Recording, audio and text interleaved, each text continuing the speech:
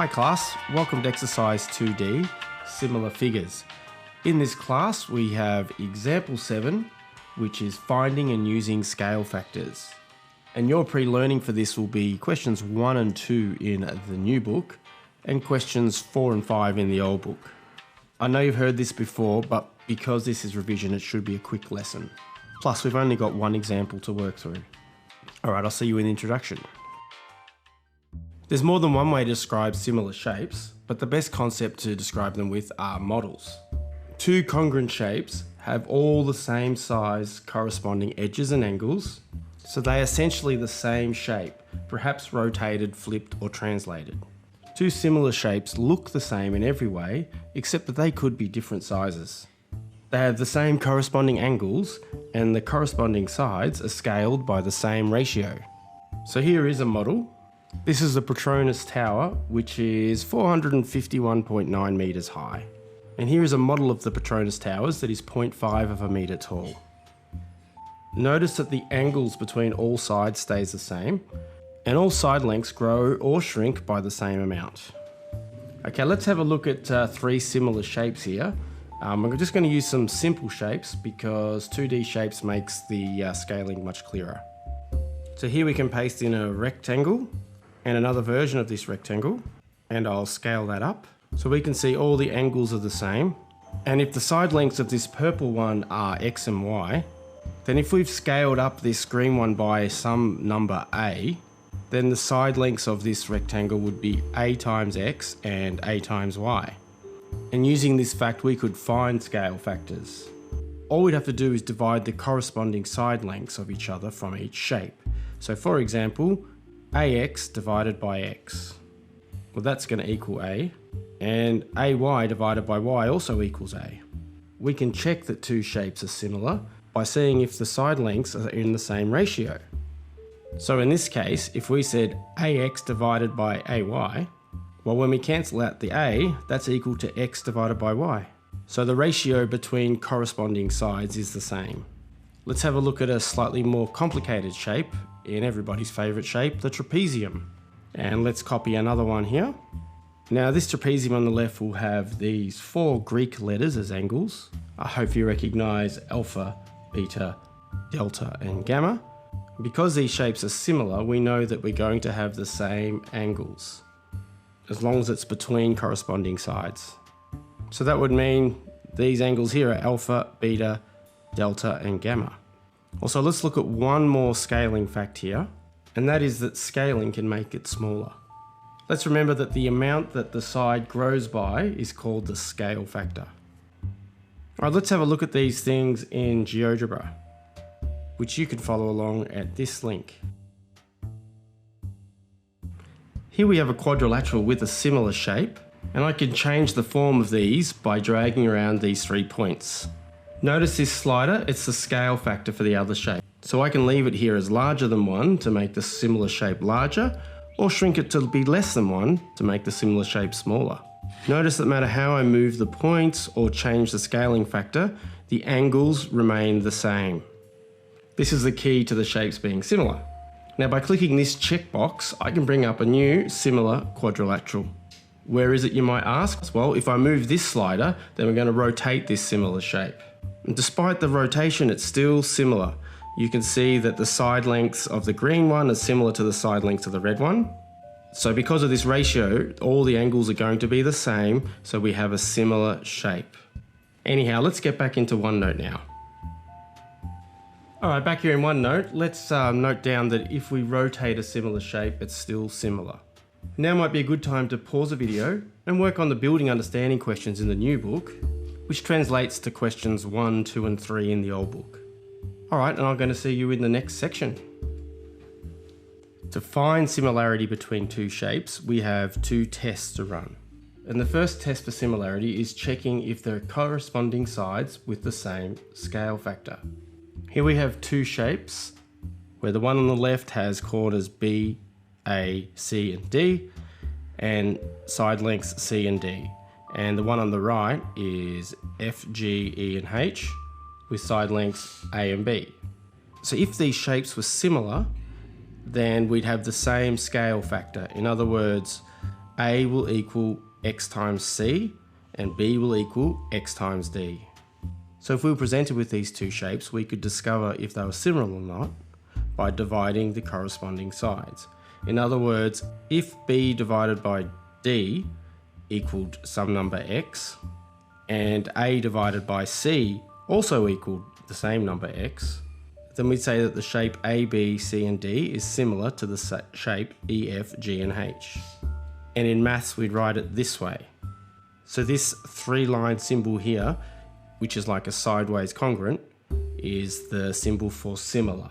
The second test is realizing that sides on the same shape will have the same ratio.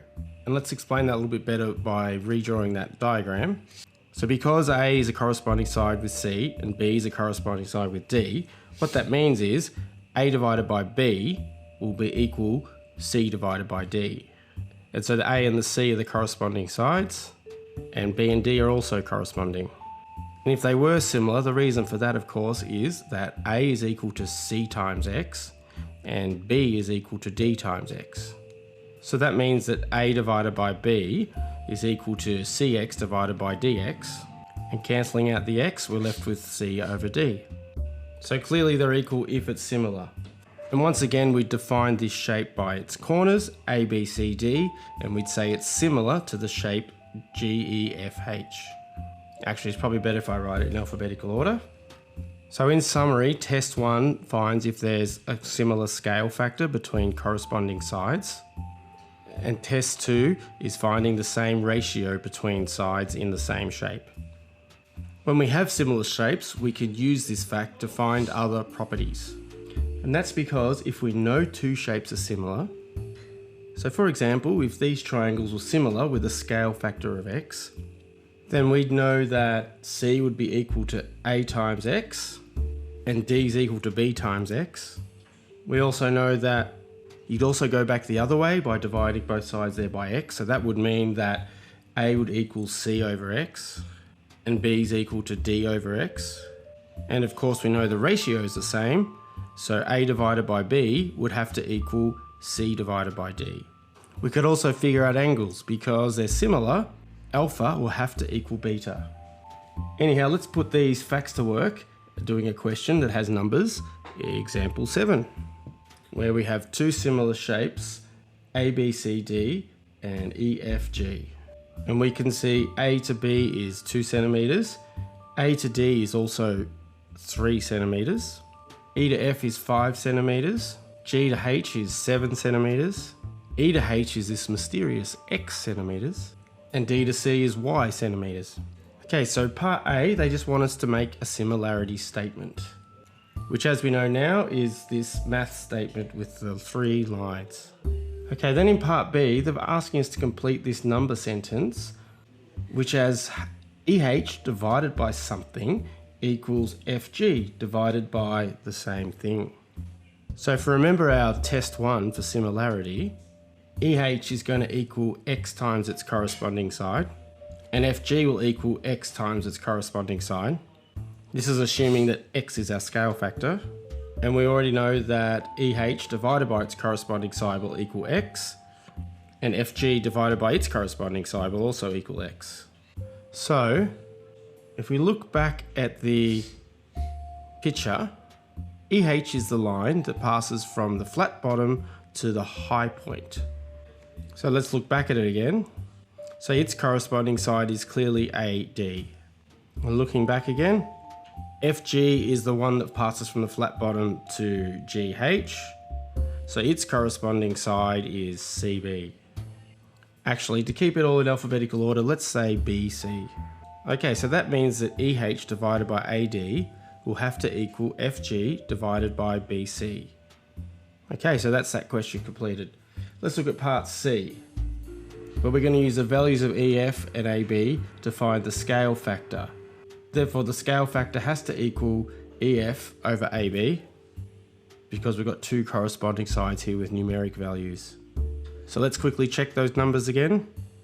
So EF is 5 and AB is 2. Therefore, EF over AB equals 5 over 2. So in part D, we're going to use the similarity facts to find out what the value of X is in that picture. So let's have a look at the picture again. So x is e to h, and its corresponding side is dA, and we can see that's 3 centimeters. Sorry, I should have said dA is 3 centimeters. So EH has to equal the scaling factor times dA. So therefore x is going to equal 5 on 2 times 3, which is equal to 15 on 2, or 7.5 if you like decimals. Okay, in part E, we're going to figure out y. Let's have a look at that picture again. So y is this side DC, and its corresponding side is GH, which is 7 centimeters. So we know that GH is going to equal 5 on 2 times DC. Remembering the y and the 7, okay? And so GC is 7 and y is DC. So we can now write that again as 7 equals 5 on 2 times y. So multiplying both sides by 2 and then dividing them by 5, we end up with 14 on 5 is equal to y. So y is equal to 2 4/5, or 2.8. Okay, so that's it. We've gone through a few steps there. Pause the video now and get on with your pre-learning for this exercise. Questions 1 and 2 in the new book, and questions 4 and 5 in the old book. Don't forget to come back to the summary, because you should be noting down the keys to success. This will really focus your study, and making those handwritten and mental notes will really give you some clarity about what you need to commit to memory. And as we said at the start, this lesson is mostly revision. Next lesson though, we're going to apply this concept to triangles. Similar triangles are related to congruent triangles, but very important for trigonometry, which is the third block of this unit. Okay, anyhow, a successful student in this lesson will know that similar figures have the same shape, but they could have a different size. Understand that for figures to be similar, their corresponding angles must be equal and their corresponding sides have the same ratio. Know how to find the scale factor or ratio between two similar figures. And finally, be able to use the scale factor to determine side lengths on similar figures. As I said, make sure you note these down, as they are your keys to success. Complete your pre-learning, and I'll see you in the next video. Bye.